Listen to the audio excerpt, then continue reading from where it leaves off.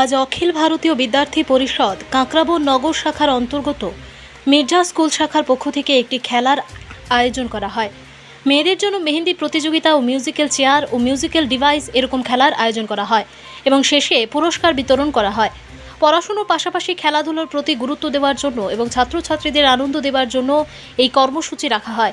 এখানে উপস্থিত ছিলেন মির্জা স্কুল শাখার নবনির্বাচিত president Sayandeep Sen, vice president Sneha Das, secretary Manisha Debnath সহ স্কুল শাখা ও নগর শাখার কার্যকর্তারা।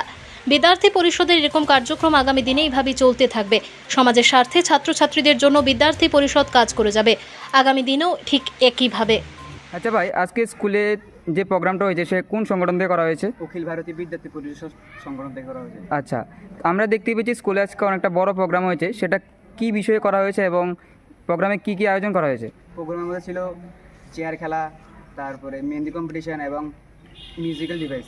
আচ্ছা, তো এটা যে করার উদ্দেশ্যটা কি ছিল? যেমন আমরা লেখাপড়ার পাশাপাশি খেলাধুলো খুব প্রয়োজন, তার জন্য আমাদের স্টুডেন্টদের জন্য খেলাধুলা আয়োজন করা হয়েছে অখিল ভারতীয় বিদ্যার্থী পরিষদ কমিশন থেকে। আচ্ছা, তো আগামী দিনে তোমাদের কাজকর্ম কী হবে এবং তোমাদের লক্ষ্য কী? সমাজের দিকে এগিয়ে যাওয়া, সমাজের প্রতি খেয়াল রাখা এবং কাজকর্মের মাধ্যমে সমাজকে এগিয়ে নিয়ে যাওয়া, রাষ্ট্রকে এগিয়ে নিয়ে যাওয়া। ওকে, থ্যাংক ইউ। ব্যুরো রিপোর্ট, জনতার বার্তা।